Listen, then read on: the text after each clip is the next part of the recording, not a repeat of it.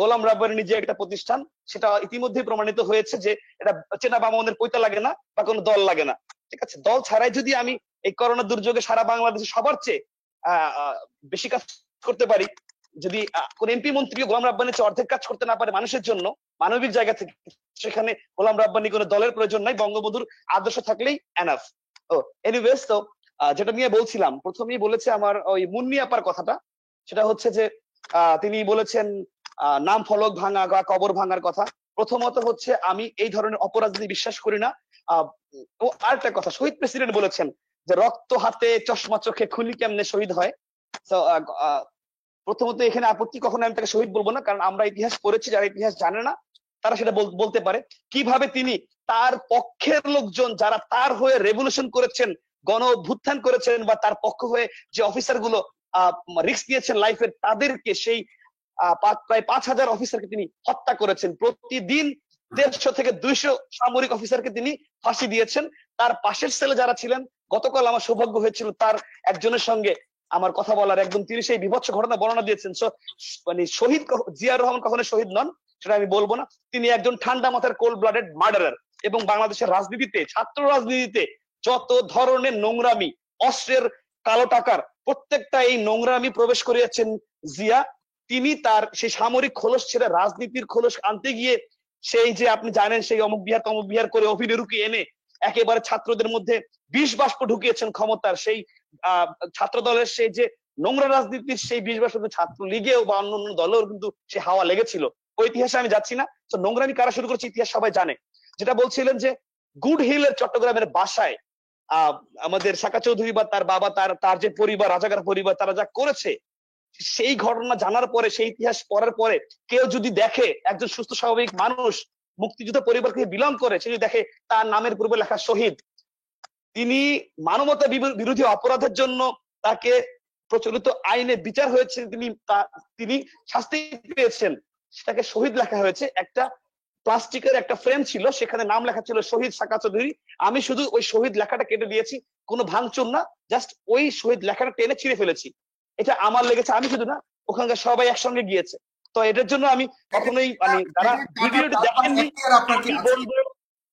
যে আমি বলবো অবশ্যই ভিডিও দেখা, অবশ্যই মুক্তিযুদ্ধ চেতনায় বিশ্বাস করা একজন মানুষ কখনোই সাকা চৌধুরীর মতন আত্মস্বীকৃত রাজাকার এবং প্রশাসনের আপনি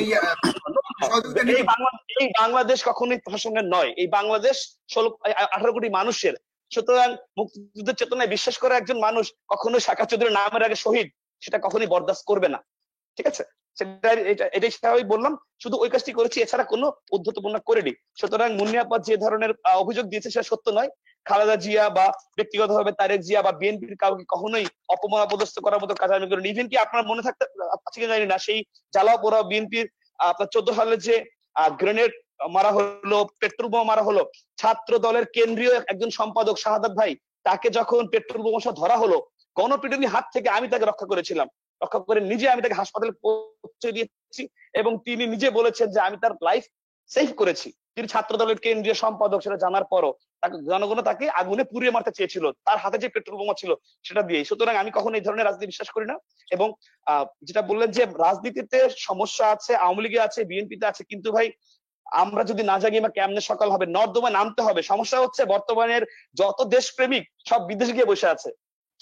মানে দেশে কোনো দেশপ্রেমিক থাকে না, যারা দেশপ্রেমিক দেশে বসে আমরা যেটা জানি না, বিদেশ বসে তারা সেটা জানে। সকল দেশপ্রেমিক এখন বিদেশে। সুতরাং আমি বলবো যে ভাই দেশে আসেন, দেশে এসে নর্দমায় নামেন, নর্দমা দূর থেকে নাক বন্ধ করে না দেখিয়ে নামেন। আমি নেমেছি, আমার নিশ্চিত ক্যারিয়ার, আমার বিসিএস, আমার জুডিশিয়ারি ছেড়ে কিন্তু আমি রাজনীতিতে আসছি, কারণ আমি জানি যে আমি বললে মার খেতে হয়, কথা বললে যে মার খেতে হয় সেটা তো প্রমাণ আমরা দেখি। মার খাবেন, বঙ্গবন্ধু ফাঁসির কাছে দাঁড়িয়ে আমি মুসলমান, আমি বাঙালি, 10 একবার মরে না, মার খেতে। আপনি চ্যালেঞ্জ দিবেন, নেওয়ার সৎসাহস আপনার নাই, তাহলে আপনি কিভাবে আপনি চ্যালেঞ্জ জয় করবেন? মার খেলে মার খাবেন, গুলি খেলে গুলি খাবেন, সততার সঙ্গে থাকেন, প্রোটেস্ট করেন, মানুষ আপনার পাশে থাকবে। ভয় পেয়ে বিদেশ গিয়ে বলবেন ওই দেখো অন্যায় হচ্ছে, তো এই ধরনের, এটা এক ধরনের হিপোক্রেসি। অবশ্যই আমি বলবো যারা দেশে এসে দেশের কথা বলেন, দাঁড়িয়ে বলেন যে এখানে সৎসাহস চোখে রেখে বলেন, আমরা বলছি অন্যায় হচ্ছে আমার সঙ্গে, আমি স্বীকার করলাম, আমি তো বলি নাই অন্যায় করে নাই, আমার সঙ্গে অন্যায় হয়েছে, আমি সেটা বলছি না। সুতরাং আমি এটুকু বলবো যে ভাই মানে আপনাকে সাঁতার শিখতে হলে পানিতে নামতে হবে। হ্যাঁ, নর্দমা নেমে নর্দমা পরিষ্কার করতে হবে। রাজনীতির সমস্যা আছে, আমাদের দেশের রাজনীতি এখনো কলুষতা অনেক আছে, সেটাকে সরাই আস্তে আস্তে। ছাত্রলীগে অনেক বড় বলা ছিল, কেউ কোনোদিন ভাবে না ছাত্রলীগের এই বলা কি ভাঙবে। আমি গোলাম রাব্বানি ভেঙেছি, আমি দাঁড়িয়ে শুরু করেছি, আমি ভেঙেছি। সুতরাং সবকিছু শুরু আছে, চাইলেই উদ্যোগ নিলে সম্ভব। আসেন, আমি ইলিয়াস ভাই এখানে আছেন, ইলিয়াস ভাইকে আমি বলছি আপনি দেশে আসেন, সব পজিটিভ কথাগুলো বলেন, দুর্নীতি বিরুদ্ধে কথা বলেন, কোন দলীয়করণ না করে আপনার সাথে আমি দাঁড়াবো। দুর্নীতির সঙ্গে নো টলারেন্স, ভালোকে ভালো মন্দকে মন্দ বলতে হবে, সেই সৎ সাহস রাখতে হবে, ঠিক আছে। এবং যেটা পজিটিভ কথা বলে অবশ্যই মানবো, যে ভালো কথা বলবে ও নিজেই তহবিল তসরুপের দায়ী, সে নিজেই মারিং কাটিং করতে, সেখানে সে কিভাবে দেশ পাল্টাবে ভাই? আগে তো সব সেই মহান সাল্লাল্লাহু সেই হাদিস জানতে হবে। আপনি আরেকজন মিষ্টি খেতে মানা করবেন? নিজে হইয়া কলির বান্দর, পরের মেয়ে খুঁজবা সুন্দর। বন্ধু আগে নিজের অন্তর সুন্দর করে লাও, সীতার মতো সাথে চাইলে রামের মতো হও। সুতরাং নিজে ভালো হয়ে নিজেকে শুদ্ধ করে তারপরে মানুষকে বলা উচিত, প্রবচন দেওয়া উচিত। আমি শুধু এইটুকুই বলবো যে এখানে প্রত্যেকেই আগে আত্মশুদ্ধি, আত্মসমালোচনা করে তারপরে অন্যের দিকে চোখ দিতে হবে। সমস্যা সব জায়গায় আছে, আমাদের সমস্যা আমাদের মধ্যে, অপরাধ প্রবণতা প্রত্যেকটা সেক্টরে আছে, আমলায় আছে, রাজনীতি আছে, কোথায় নাই? আপনি পুলিশের কথা বলছেন, পুলিশে আপনি ডিপার্টমেন্টাল একটা কেস দেন, আমার ছোট ভাই পুলিশে আছে, একটা কেস করেন, ওই পুলিশের অবস্থা জীবন জাহান্নাম হয়ে যাবে। অন্যায় করলে অন্যায় শাস্তি আছে, রাইট? আমি একটু আপনাকে একটা কথা জানাতে চাই যে আপনার বাংলা ট্রিবিউনের রিপোর্টটা আছে যে বলছে যে পুলিশের ক্ষেত্রে অভিযোগের বেশিরভাগই হচ্ছে যে আপনার জাস্ট তাদেরকে এক জায়গা থেকে অন্য জায়গায় স্থানান্তর করা হয়, বদলি করা হয়, দৃষ্টান্তমূলক মানে হচ্ছে ব্যবস্থা খুব একটা নেওয়া হয় না। এবং অভিযোগের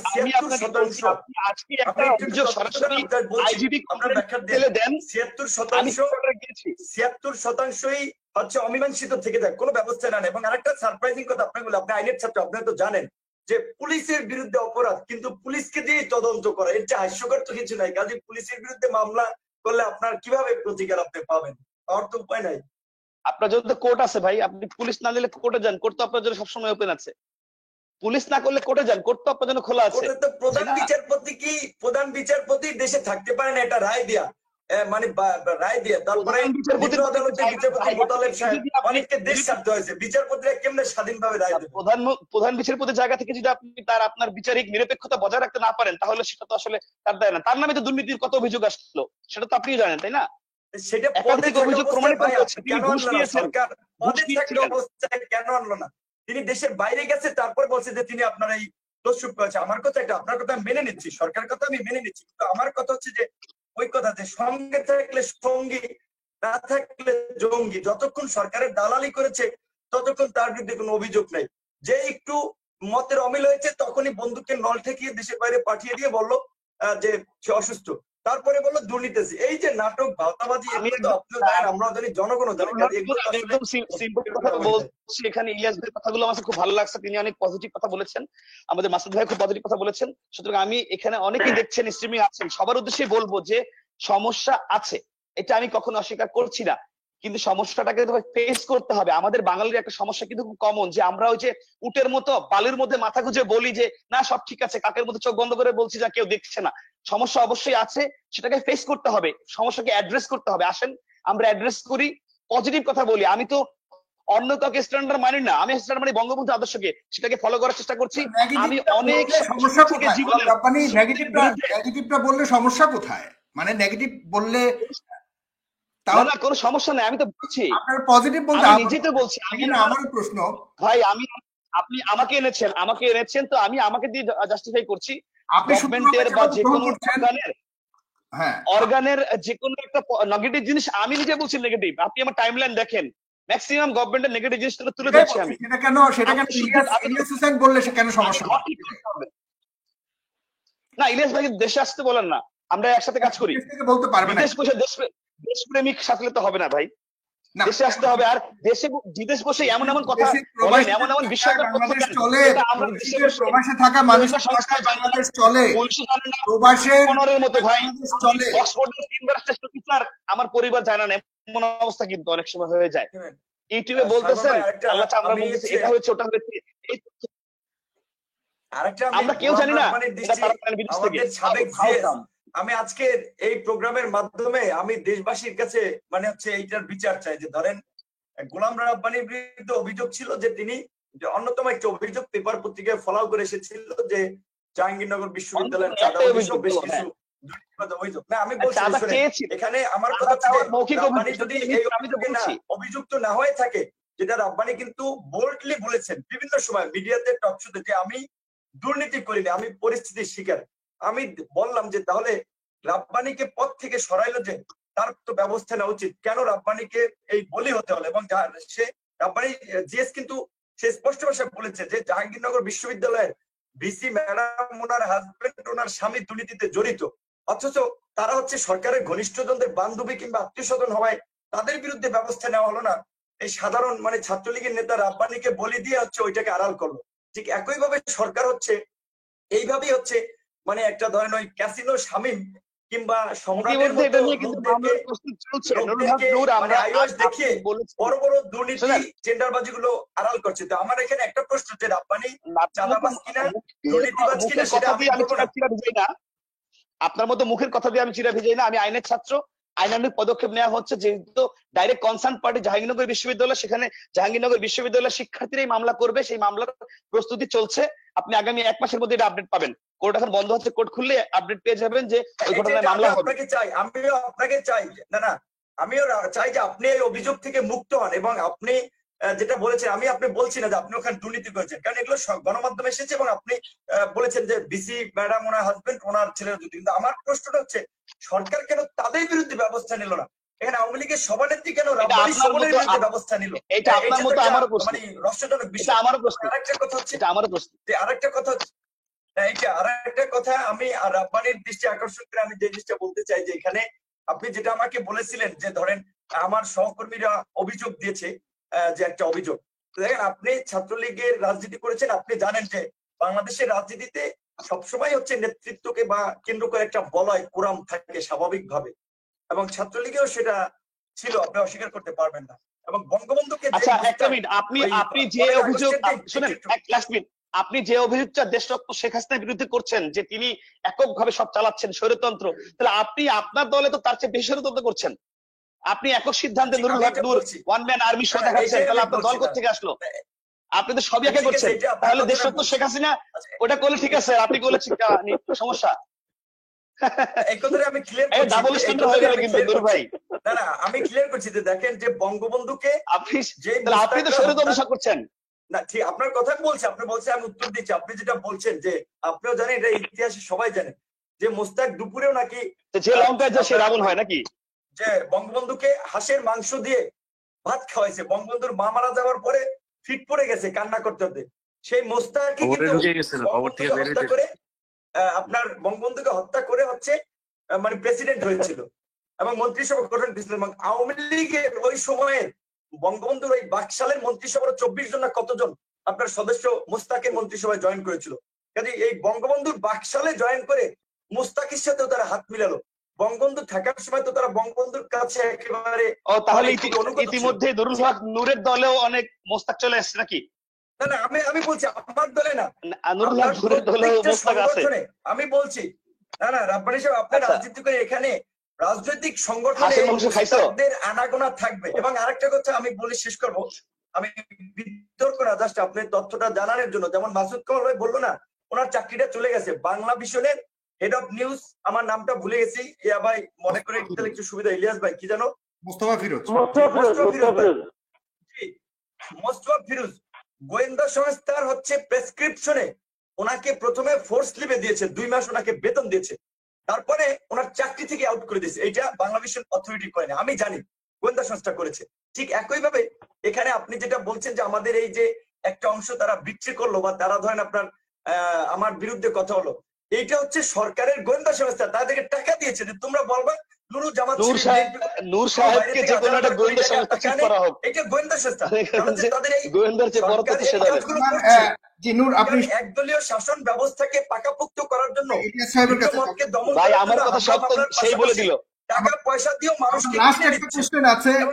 হ্যাঁ গোলাম রব্বানী সাহেব আপনার কাছে, যে আপনি ধর্ষণের শিকার ফাতেমার পাশে দাঁড়িয়ে আপনি সরকারের কাছে আবেদন করেছিলেন নুরুল হক নূর সহকারে যারা যারা এই অপরাধে জড়িত তাদেরকে গ্রেফতার করতে হবে। তা আপনারা এত সরকারের পক্ষের লোক হয়ে নুরুল হক নূরকে কেন গ্রেফতার করাতে পারেননি, প্রমাণ করাতে কেন পারেননি যে সে? না, প্রথমত হচ্ছে সে ধর্ষণের সঙ্গে জড়িত নয়। সে ধর্ষণের যে আসামি যারা দোষী তাদেরকে প্রশ্রয় দিয়েছেন তার দলের লোক বলে তিনি আত্মীয়করণ স্বজনপ্রীতি করেছেন এবং তা দর্শকদের পক্ষ হয়ে থ্রেট করেছেন, মেয়েকে শ্লীলতাহানি হেনস্থা করেছেন, তাকে বিভিন্ন ধরনের লাইভ করে তার ক্যারিয়ার বরবাদ করে দেওয়ার হুমকি দিয়েছেন। এখন এটাই বললাম যে আমাদের দেশ কিন্তু ওইটাই বললাম যে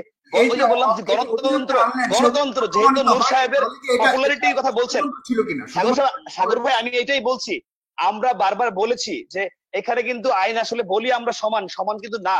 নূর সাহেবের দিকে একটু পাবলিক সাপোর্ট বেশি আছে, তার মানে নূর সাহেবের দিকে আইন একটু স্বীকার করেছেন। আপনি নূর সাহেবের দিকে পাবলিক সাপোর্ট বেশি আছে সেটা স্বীকার করেছেন, দ্যাটস গ্রেট। ওকে ইলিয়াস, না ওই মেয়ের তুলনায় ফাতেমার তুলনায় স্বীকার করেছেন, ফাতেমার তুলনায় জি ফাতেমার তুলনায় বেশি আছে, এইজন্য বললাম, এইজন্য কিন্তু ফাতেমা ভিক্টিমাইজ হয়েছে।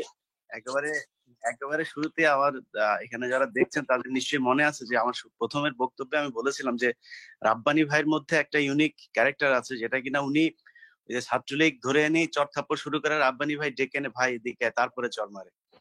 রাব্বানী ভাই এখানে আমি আমার জীবনে ইন্টেনশনালি একটা মশা ছাড়া কিছুই মারি নাই আমি আমার লাইফে। আচ্ছা ঠিক আছে,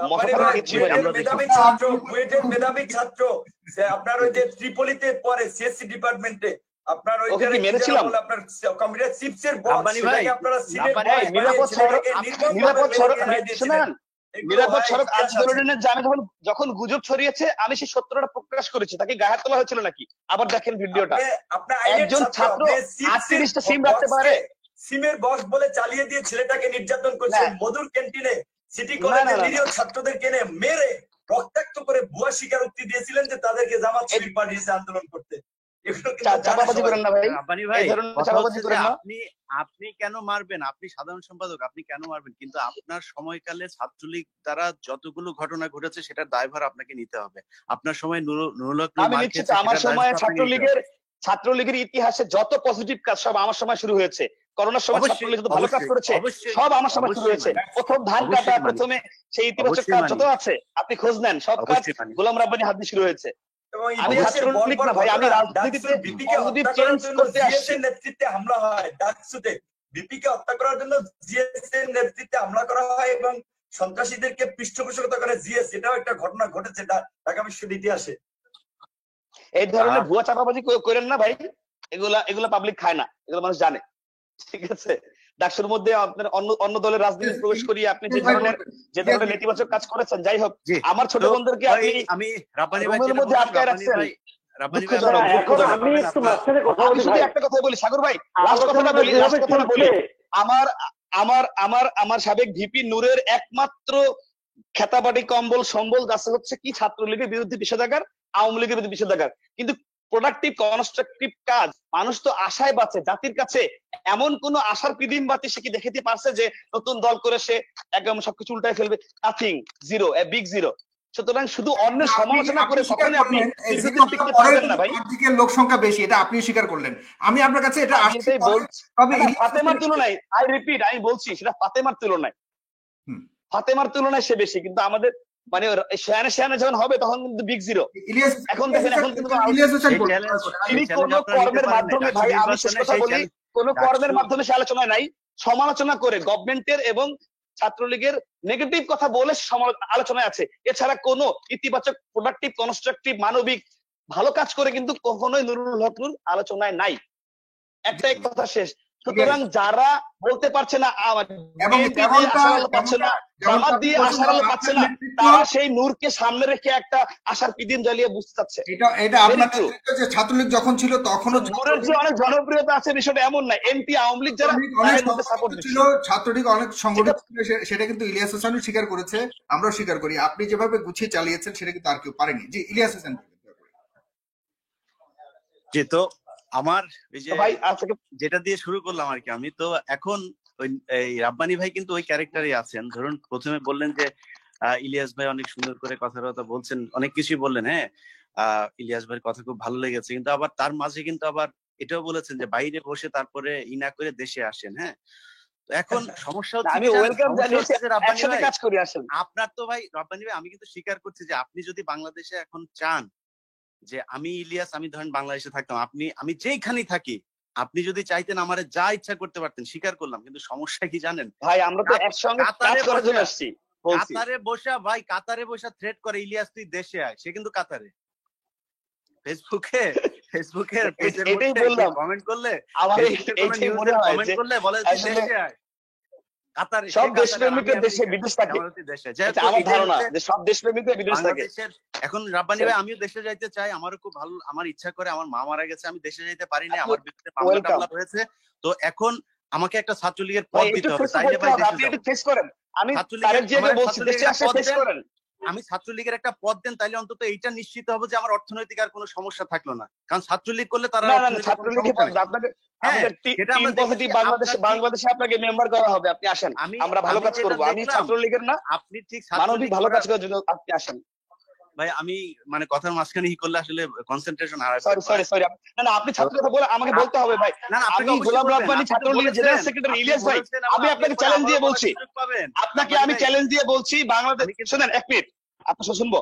বাংলাদেশ ছাত্রলীগের সাধারণ সম্পাদক হিসেবে আমি গোলাম রাব্বানী কোন মন্ত্রণালয় ডিপার্টমেন্টে কোথাও একটা টাকার কাজ করি নাই। আমি আপনাকে ওপেন চ্যালেঞ্জ দিলাম, আপনি তো বিদেশ থেকে অনেক দেশে খবর রাখেন, আপনি খোঁজ নেন বাংলাদেশের কোন মন্ত্রণালয়ে এনিহোয়ার আমি 1 টাকার কাজ আমি গোলাম রাব্বানী অবৈধভাবে করছে কিনা। আমি কথাটা আমি এইভাবে শুধু এটুকু বলতে বলছি চাই যে না, আপনি আমি ছাত্রলীগকে কথাটা ধাঁধাভাবে আপনাকে, বলবেন না, আমি সবাইকে কথাটা এক আপনাকে পাল্লায় মাপবেন এইভাবে না হিট ভাই। করে বলতে চাই না, কিন্তু আপনি প্রসঙ্গটা যেহেতু আনলেন রাব্বানী ভাই, যেদিন কিনা না, আমি এই তো আপনাকে ফোন চ্যালেঞ্জ রেকর্ড দিয়ে বের বললাম। হয়েছে, যেদিন জাহাঙ্গীরনগর বিশ্ববিদ্যালয়ে আপনার ছাত্রলীগের নেতাদের সাথে আপনার ফোন রেকর্ড বের হয়েছে, সেই ঘটনাকে কেন্দ্র করে আপনাকে বহিষ্কার করা হয়েছে। তার মানে আপনি চাঁদাবাজি করেছেন। যদি না করে থাকেন, তাহলে শেখ হাসিনা ভুল করেছে, আপনি বহিষ্কার করা হয় নাই, আমি পদত্যাগ ট্র্যাক করেছি। করে নেন। আপনার দুটার একটা করা উচিত ছিল, হয় ওই দিন পদত্যাগ করা উচিত ছিল, অথবা ওইটা মেনে নিতে হবে যে আপনি চাঁদাবাজ। দুইটার একটা মেনে নিতে হবে। আপনি কোনটা মানবেন? আপনি তো মানেন নাই কিছু। আপনি কি যেটা করেছেন, আপনাকে সরানোর পর আপনি আইনের মাধ্যমে, আইনের মাধ্যমে আমি আইনের কোনো কিছু সেটা হয়নি করব। সেখানে। যদি আইনের মাধ্যমে হতো, তাহলে কিন্তু আপনাকে প্রথমে পুলিশ জেলে নিত, গ্রেফতার করতো, আপনার বিরুদ্ধে ওয়ারেন্ট আসতো, তারপরে আপনি থানায় যেতেন, তারপরে জেলে যেতেন, জেলে যাওয়ার পরে কোর্টে যেতেন, কোর্টে আরে ভাই, যেয়ে আমি তো হাজির হতেন, আমি তো হাজির কোনো হওয়ার পরে অন্যায়, আপনাকে আমি বের তো কোনো করা হতো। অন্যায় এই করি আইনি নাই, প্রক্রিয়া ফলো, আমি তো কোনো অন্যায় করি নাই। তাহলে আপনাকে যেহেতু বের করা হয়েছে, তাহলে শেখ হাসিনাকে আপনার বয়কট করা উচিত। আপনি করবেন? করবেন না? তাহলে দুটো একসাথে আমরা মানতে পারছি না। আমরা দুজনের একজনকে মনে করছি অপরাধ করেছে, হয় শেখ হাসিনা অপরাধ করেছে, অথবা আপনি অপরাধ করেছেন। দুটার একটা। এবার আপনি কোনটা মানবেন সেটা আপনার পরের বক্তব্যে আপনি জবাব দেবেন। 2 নাম্বার হচ্ছে, আপনি আপনার যে ছাত্রলীগের কমিটি ছিল, আপনার ঠিক আগের কমিটির একজনকে আমরা দেখেছি, আমি নাম ধরে বলছি, সোহাগ সাহেবকে দেখেছি যে সুন্দর ব্যাগ টেক নিয়ে তারপরে নমিনেশন পেপার জমা দিতে এসেছে 2018 সালে নির্বাচনে।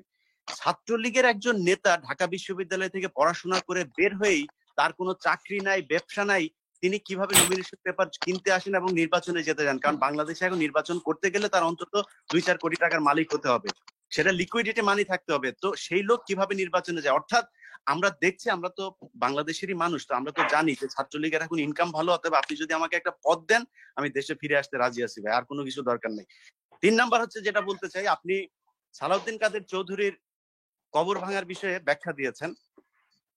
না, কবর ভাঙি নাই ভাই, আপনি ভিডিওটা আবার দেখবেন। যেটা করেছেন, একটা প্লাস্টিকের সাইনবোর্ড ছিল, শহীদ লেখা দেওয়া হয়েছে। হ্যাঁ, আমি কিন্তু খুব মনোযোগ সহকারে আপনার বক্তব্য শুনছিলাম। আপনি আশা করছি শুনবেন, এবং আমার কোনো ভুল থাকলে সেটা আপনার বক্তব্যের সময় আপনি বলেন।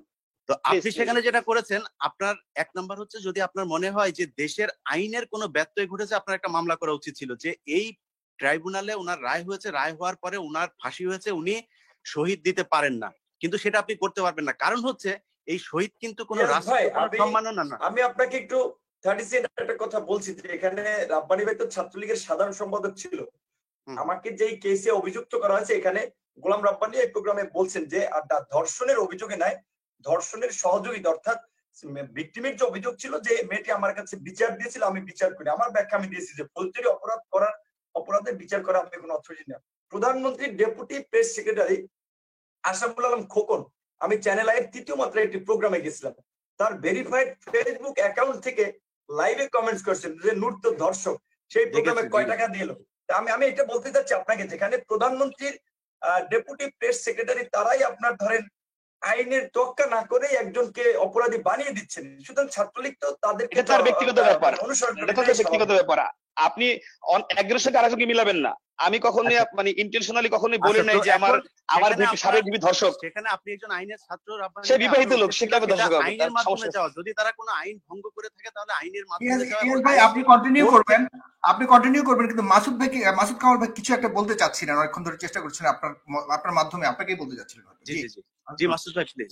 না আমার আপনি নতুন করে বলার ইচ্ছে নেই। আমার কাছে মনে হচ্ছে কি, দেখেন প্রায় 2 ঘন্টা হয়ে গেল, তাই না?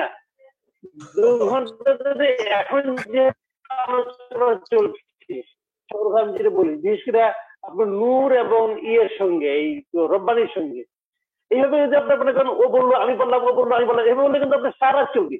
হ্যাঁ, তো সারা চলার মতো ওনাদের এনার্জি আছে। আমি তো বুড়া মানুষ ভাই, আমার আপনি আরেকটু বসেন, আপনি বুড়া অবশ্যই না, আপনি এত বুড়া হন না। আচ্ছা আমার মনে হয় মাসুদ কামাল ভাই শেষ করুক, ইলিয়াস ভাইয়ের পরে মাসুদ কামাল ভাই শেষ ফিনিশিং দিক ভালো হবে। সিনিয়র থেকে সিনিয়র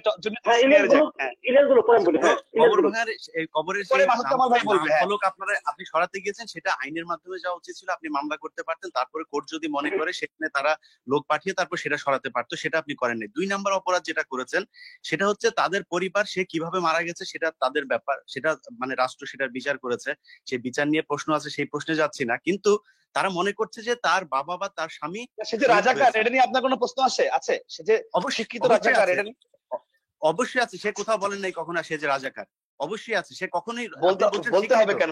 আপনি বলছেন চট্টগ্রাম ভাই জানে, কিন্তু যে আদালত থেকে সুখরঞ্জন বালিকে তুলে নিয়ে ইন্ডিয়াতে পাঠিয়ে দেওয়া হয়, সেই ট্রাইব্যুনাল নিয়ে আমাদের সমস্যা আছে। অতএব আমরা এই বর্তমানের এই আইন মানি না। আমি ব্যক্তিগতভাবে এই আইন আমি মানি নাই। এই ট্রাইব্যুনাল নিয়ে যথেষ্ট স্কাইপ কেলেঙ্কারি থেকে শুরু করে এগুলো ওপেন সিক্রেট, এগুলো কোনো কিছু তো গোপন নাই রাব্বানি ভাই, মানে গোপন না তো, আপনি নিজেও জানেন ভাই। 30 বছর 40 বছর আগের কেস আপনি এখন যে করা সৎসাহস করেছেন, সেখানে আপনার মানে সবকিছু পারফেক্ট হবে এভাবে আপনি কিভাবে বুঝতে পারলেন? 40 বছর আগের তার মানে প্রধানমন্ত্রী শেখ হাসিনা আপনার ইয়ে করবে, প্রধান বিচারপতিকে বলবে যে একটারে ঝুলাই দাও, যত তাড়াতাড়ি পারো একটাকে ঝুলাই দাও, প্রমোশন দিব, এটা বলবে? এটা স্কাইপ কেলেঙ্কারিতে বের হয়েছে এইসব কথাবার্তাগুলো। অতএব এটা নিয়ে তো ভাই বিতর্ক আপনারা তৈরি করেছেন, আমরা করি না। অতএব এই ট্রাইব্যুনালে যে বিচার হয়েছে সে বিচার আমি মানি না। আর শহীদ, আচ্ছা যাই হোক ইলিয়াস ভাই, আমি এই ছোট বিষয়টা আমি কনক্লুড করছি। আমি কিন্তু তারপরে বলে দুঃখ প্রকাশ করেছি যখন দেখেছি যে সেটা আমার ইন্টারেস্ট ছিল সিম্পল, যে নামের আগে শহীদ কথাটা মানে ভালো লাগে নাই আমার কাছে। আমি সহ না আরো সবার সাথে, কিন্তু আমি দুঃখ প্রকাশ করেছি। এটা কিন্তু মুক্তিযুদ্ধের ওই ইয়ে না, সার্টিফিকেট না যে এটার জন্য আপনাকে ভাতা দিতে হবে। শহীদ লাগাইলে কিন্তু সরকারি কোনো ভাতা চায় না, আপনার ছাত্রলীগের কাছে। এই ঘটনার জন্য আমি কিন্তু পরবর্তীতে আমি দুঃখ প্রকাশ করেছি। হ্যাঁ, পরবর্তীতে আমি এই ঘটনার জন্য দুঃখ প্রকাশ করেছি, তো অনেকের খারাপ লেগেছে। একজন মানুষ মারা গেলে আসলে কিছু থাকে না। আমি বলেছি ইলিয়াস ভাই, অনুভূতিতে আঘাত দিয়েছেন আপনি, তাদের ধর্মীয় অনুভূতিতে আঘাত দিয়েছেন, এটা করা ঠিক না। কারণ কবর কিন্তু সবারই থাকবে, বাড়িঘর সবারই থাকবে। আমি দুঃখ প্রকাশ করেছি আমি আবারও বলছি, একজন মানুষ মারা গেলে তার কিছু থাকে না। এই ঘটনার পরে আমি দুঃখ প্রকাশ করেছি যে অনেক ধন্যবাদ ভাই, অনেক ধন্যবাদ আপনার কাছে। এটা এই ধরনের, আপনার কাছে অন্তত আমার এই ধরনের প্রত্যাশা ছিল যে আপনি অনেক আগে এটা নিয়ে অ্যাপ্রিশিয়েট করি আমরা। হ্যাঁ, আপনার কাছে এটা আমরা অন্তত আশা করি নাই। এটা অন্য ছাত্রলীগের কারো কাছে, লেখক ভট্টাচার্যের কাছে আশা করতে পারি, কিন্তু আপনার কাছে আমরা যখন গিয়ে ভাই আমি যখন গিয়েছিলাম ক্ষমা চেয়েছেন, সবাই মিলে বলেছেন। That's great. ইলিয়াস ভাই বলবেন। জি, তো এখন এইসব যদি বাদ দেওয়া হয়, আপনি এককভাবে তো ছাত্রলীগকে রিপ্রেজেন্ট করেন না। ছাত্রলীগের যে চরিত্র সেটা আমরা জাহাঙ্গীরনগরে আজকে যে আপনার যে ঘটনা, আমি ভাই চেষ্টা করছি পজিটিভ দিকে দেওয়ার জন্য চেষ্টা করেছি। রাইট, কিন্তু সেটা আমরা দেখছি না। দেশের সার্বিকভাবে ছাত্রলীগ পজিটিভ দিকে যাচ্ছে। আপনি যেটা চাচ্ছেন সেটা হচ্ছে না, বরং আপনাকে সরিয়ে দেওয়া হয়েছে। আপনি তো চাঁদাবাজির বিরুদ্ধে কথা বলতে গিয়েছিলেন আপনার অভিমত অনুযায়ী, অতএব আপনাকে কিন্তু রাখা হয়নি, আপনাকে সরিয়ে আমার অনুযায়ী না, আপনি তো জানেনই, সেটা তো আমি ওপেনলি দিয়েছি। ম্যাডামের দুর্নীতির সব তথ্য আমি ওপেন দিয়েছি, 4বার আমি আপলোড করেছি। আপনার কাছে আসবো আমি, মানে ইলিয়াস ভাই শেষ করলে 1 মিনিট করে সবাই আবার একটু বলার সুযোগ পাবেন। জি, এরপরে শেষ করব। এটাই হচ্ছে বেসিক্যালি এটাই হচ্ছে ছাত্রলীগের চরিত্র। আমরা যেটা দেখছি, হাতুড়ি চাপাতি থেকে শুরু করে অনেক ঘটনা ঘটছে, অথচ শিবিরের মেসেজ যাওয়া হচ্ছে, শিবিরের লোকজন যেখানে থাকছে সেখানে কোরআন হাদিসের বই পাওয়া হচ্ছে। সেই কোরআন হাদিসের বইকে বলা হচ্ছে জঙ্গি। শিবির নিয়ে আসলে বললেন না ইলিয়াস ভাই, একবারে ব্রাশ ফায়ার করে আপনি 8 জনকে মেরে ফেলছেন। আপনার তো এটা নিশ্চয়ই মনে আছে। মানুষ মানে একজন ছাত্রকে মেরে ম্যান হলে ফেলে রাখছে। তো মারিং কাটিং এর ইতিহাস কিন্তু শিবির শুরু করেছে। রক কাটা বলেন বা আদার্স যাই বলেন। চট্টগ্রাম বিশ্ববিদ্যালয়ে আমি 2006 সালে পরীক্ষা দিতে গিয়েছি, তাদের ত্রাস দেখেছি। আমি কেন রাব্বানি সেরা ভাই, জিন্স পরেছি রাব্বানি এজন্য ভাই, please, আমাকে নিয়ে ভাই, র্যাগ দিয়েছে। আমারে ভাই প্লিজ ইতিহাস চট্টগ্রাম নিয়ে বিশ্ব টেনে না, ভাই ইতিহাস নিয়ে টানলে কিন্তু আমি সোজা দৌড় দিয়ে কিন্তু 73-এ যাব। আমার ইতিহাস নিয়ে টান দিলে 73-এ যাব, যে সময় শিবির আসেও না এই দেশে, শুনেন, আওয়ামী লীগ ছাড়া আমি কোনো দলই নিজে ছিল না। শিবিরের সোজা 73-এ যাব। র্যাগিং এর শিকার আমি অতএব- হয়েছি 2006 সালে চট্টগ্রাম অবশ্যই বিশ্ববিদ্যালয়ের হয়েছে। সামান্য ফলে। ভাই আমি অস্বীকার করি না তো শিবির র্যাগিং করেন, আমি অস্বীকার করি না শিবির রক কেটেছে, এটাও আমি স্বীকার করছি। কিন্তু শিবির রক কেটেছে, শিবির কয়জন মানুষকে মেরেছে, শিবির কোথায় একটা টেন্ডারবাজির একটা মামলা দেখাবেন, শিবিরের বিরুদ্ধে একটা ধর্ষণের মামলা দেখাবেন। আমি কাউকে সাপোর্ট করছি না, আমি কাউকে না মানে এই ক্ষেত্রে এই ক্ষেত্রে আমি বলবো না, আমি শিবিরের কথা বলছি না, যে ওই ছাড়া ওরা ধর্মীয় অতএব- এক্সট্রিমিজম প্র্যাকটিস করে, কিন্তু এই যে জাহাঙ্গীরনগরে টেন্ডারবাজি নিয়ে আমি কখনো দেখি নাই। মানে টেন্ডারবাজির কথা কিন্তু ভাই, টেন্ডারবাজির এসব রাজনীতি ছাত্র রাজনীতিতে ঢুকিয়েছে এই আপনার জিয়াউর রহমান, এটা তো আপনি অস্বীকার করবেন না ভাই। হতে পারে কেন আপনি ইতিহাস জানেন না? না আমি শুনি নাই জিয়াউর রহমান ছাত্রলীগে ছাত্র রাজনীতিতে এই টেন্ডারবাজি ঢুকিয়েছে, এটা আমি শুনি নাই, আমি জানি না। আমি কোন, আপনি যদি রেফারেন্স দিতে পারেন, আপনি একটা বই দেন, একটা বইয়ের নাম বলেন, আমি ওই বইটা পড়বো। আমি আপনাকে দিব, প্লিজ অবশ্যই দিবেন। এরপরে হচ্ছে ঠিক আছে, আপনার জাহাঙ্গীরনগরে যে ঘটনা হচ্ছে, জাহাঙ্গীরনগরে ধর্ষণের সেঞ্চুরি পালন হয়েছে, এটা কি মিথ্যা কথা আছে ভাই? এটা আপনি জানেন? এটা আপনাদের এটা নিয়ে একটা লেখা আপনাকে দিব, এটা কোনো দালিলিক প্রমাণ নাই, এটা নিয়ে একটা পুরো লেখা আপনাকে দিব ভাই। ঠিক আছে, এই সব মিলিয়ে আমি এখন ছাত্রলীগের যে অবস্থা দেখছি ভাই, এটা আসলে কোনো ভদ্র মানুষ এদের সাথে এই মুহূর্তে অন্তত সম্পৃক্ত থাকতে পারে না, কারণ ইমেজটা এখন যেই জায়গায় এসে পৌঁছেছে। কারণ আমি মনে করি যাদের বাবা মা ধরুন ছাত্রলীগ, কিন্তু কেউ কলেজ হাই ছাত্র দলের ইমেজ আছে ভাই, ভাই প্রতিটা ছাত্র দলের ইমেজ আছে কোনো, প্রতিটা করলে তো ভাই সমস্যা হবে। আমি কথা বলতে পারি, ইলিয়াস সাহেব শেষ করুক, হ্যাঁ শেষ করুক, এরপর বলবেন। তো কোনো বাবা মা কেউ কিন্তু হাই স্কুল কলেজ পর্যন্ত কিন্তু কেউ ছাত্রলীগ করে না, ছাত্রলীগ করে কোথায়? বিশ্ববিদ্যালয়ে এসে, যখন তার বাবা মা জানে না যে তারা ছাত্রলীগ করছে। কিন্তু আমি বিশ্বাস করি কোনো বাবা মা যদি জানে যে তার সন্তান ছাত্রলীগ করে, আমি মনে করি না সেটা মানে সে কখনো করতে দিবে। এইটা কেউ এই ধরনের, মানে এটা তো ছাত্রলীগ কি করবে, ছাত্রলীগ তো কোনো নাম না, এটা এখন গালির নাম ভাই। আপনি রাব্বানি ভাই, আপনি এখন আপনার চেয়ারে বসে হয়তো কথা বলছেন, কিন্তু আপনি একজন সাধারণ মানুষকে দিয়ে সাধারণ মানুষের যে অনুভূতি সেটা একটু শুনুন। তারা কি মনে করে, আপনাদের পারসেপশনটা কোথায় গিয়ে দাঁড়িয়েছে, এটা আপনি একটু নিজে মনে করুন। আমি এটা নিয়ে আর কোনো কথা বলতে চাই না। আর নুরু ভাইয়ের একটা, এই করোনার সময় ছাত্রলীগের চেয়ে বেশি ভালো কাজ কেউ করেছে? ছাত্রলীগের অর্ধেক কাজ কেউ করেছে এই পুরো করোনা কালে?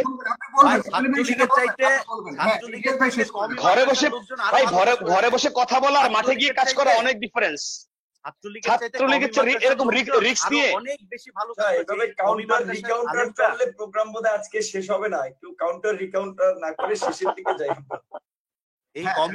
আমি একটু শেষ কথা বলি, এগুলো চলবে, সবার সমস্যা আছে ভাই। আসেন আমরা পজিটিভ কাজ করি, রাব্বানি ভাই আসেন, ভালো কাজ করি আমরা। হ্যাঁ দ্যাটস গ্রেট। রাব্বানি ভাই, ইলিয়াস ভাই শেষ করে তারপর আপনার কাছে আসছি, 1 মিনিট করে আপনার কাছে শুনবো। আপনি রাব্বানি ভাই এখানেও কিন্তু আপনারা পরিচয় দিচ্ছেন, এরকম করলে তো হবে না। আমরা তো আপনার কথার মাঝখানে এরকম করি নাই ভাই, আমি শেষ করে দিচ্ছি, তারপরে আমার সময় দেওয়ার দরকার নেই ভাই। আপনি ভালোভাবে ছাত্রলীগকে যেভাবে বাস দিতেছেন, আর আপনি এটা পক্ষপাত মতো কথা বলতেছেন।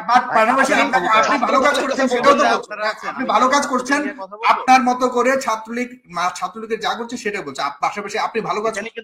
এখানে কিন্তু ছাত্র দলের একজন আসে নাই কিন্তু রাব্বানি ভাই। যদি ছাত্র দলের কেউ আসতো, তার সাথে আমার কথা হতো, তার সাথে আমার প্যানেলে যদি থাকতাম, তাহলে আমি তার ব্যাপারে কথা বলবো, সে আমার সমালোচনা করতো।